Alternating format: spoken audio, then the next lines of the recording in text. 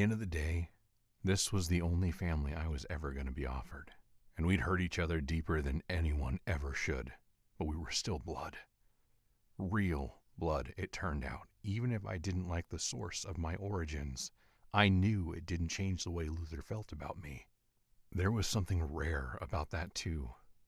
No money in this world could buy that kind of unconditional love. Through all the hate and blind anger I'd thrown at him over the years, alongside the bullets I'd hurled at his gang and the trouble I'd caused in his home, he had never once cut me off, never turned his back on me. He'd waited me out, assured that I'd come back one day. And fuck if I hadn't thought he was delusional. But it was pretty hard to call him that now when he'd been damn well right all along. That was a part of why this was so hard, letting them back in, because I wasn't one who took being wrong easy. But was I really going to let my stubbornness leave this wall up between me and my family so we'd never truly be whole again? So I'd always be left on the outside, at a distance to the love we'd all once shared. I searched for the right words, but nothing came. The silence wore on, and Luther continued standing there with his arm around my shoulders while Fox stroked Mutt, and all the bad blood we had between us sat there stagnating. How was I supposed to clean it out? What was it going to take to fix this once and for all? I thought back on my childhood, a time when we'd been good, then to the years when we grew into teenagers and Luther started pushing the gang life on us. It wasn't bad, though. Yeah, we had our fights. Fox and I fought back against Luther's demands, rebelling whenever we could. But that was the way of teenagers, wasn't it? We'd still had our good times during all that. Luther had taken me off occasionally, training me up with guns and knives. He'd brought me on gang business sometimes too, let me see the darker side of his life, and honestly, I liked it. I was made for it, just like he said, even if I didn't want to admit that back then. Because no kid wanted their life planned out for them, especially when I had plans of my own with my friends. We dreamed of something bigger for ourselves, but it never worked out quite how we'd all get there. And in a roundabout way, I guess we'd made it now. Or at least we had a chance for it. Didn't we all say once that we'd live in a big house together and chase every dawn into existence? Live like those kids did, always?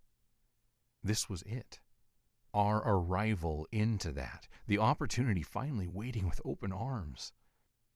And yeah, maybe some of us had gotten there by traveling separate paths, our feet dirtied by the roads of despair and suffering we'd ended up on. But the point was, we were all here now. So I had to seize this chance with all I had for the kid I'd once been because I owed him that much. My tongue loosened at last, and I drew in a breath as I fought through my stubbornness, hoping this would heal us. I want a fresh start, I announced, and Luther raised his brows, but I barreled on before he could speak.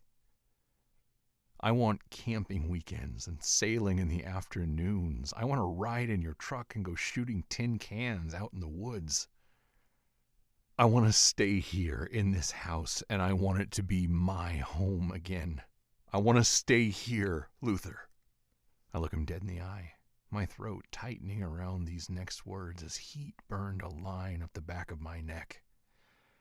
And I want you to be my dad again, and you my brother. I jerked my chin at Fox as his eyes widened too. I want the happy family we're owed.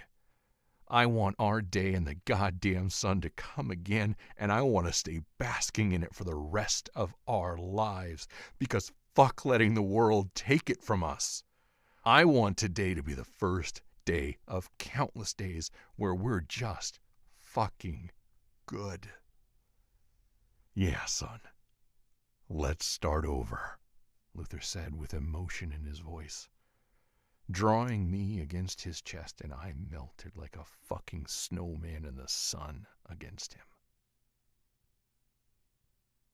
I'd wanted to get Ryder back for the prank he'd pulled on me by falling out of his locker and pretending I was dead. I'd paid a Medusa guy 50 auras to let his snake hair bite the shit out of me, then lock me in here with the antivenom in my pocket.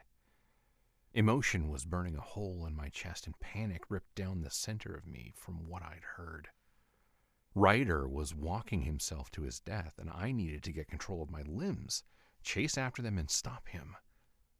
I'd tie him up in the trunk of my car and drive anywhere, making random decisions so fate couldn't catch us. Hold on, Scar. The venom was taking too long to wear off, and I groaned in my throat as I tried to call out for someone to help me. The fake blood on my shirt was starting to dry, and I cursed as I slowly got the movement back in my tongue and lips. Help! I groaned, trying to make my mouth work properly as I heard someone walk into the locker room. Help me! Hello? Eugene Dipper squeaked in fear. Eugene, I said in what came out as a creepy-ass voice which echoed around the locker. Who's there? He gasped in fright. Lena, I forced out. Open the door. I am brave. I am strong. I am a daring underdog, Eugene murmured under his breath. Don't run. Face your fears head on. Become a true fae. The locker door yanked open and he screamed like a schoolgirl as I tumbled out on top of him, crushing him to the floor, my face pressing to his. Help me! I begged as he struggled to push me off of him, but finally managed to roll me onto my front. Oh my stars! Did someone stab you? He gasped. No, I slurred. Medusa, check my pocket. He inched closer, bending down and rummaging around, pushing his fingers into my shirt pocket. Not that one, I mumbled. Eugene started patting me down, moving his fingers into my back jeans pocket. Not that one, I repeated, and he went for the left pocket next. Not that one, I snarled, and he shoved me over to check my front pockets. Not that one, I hissed as he went for the right pocket first.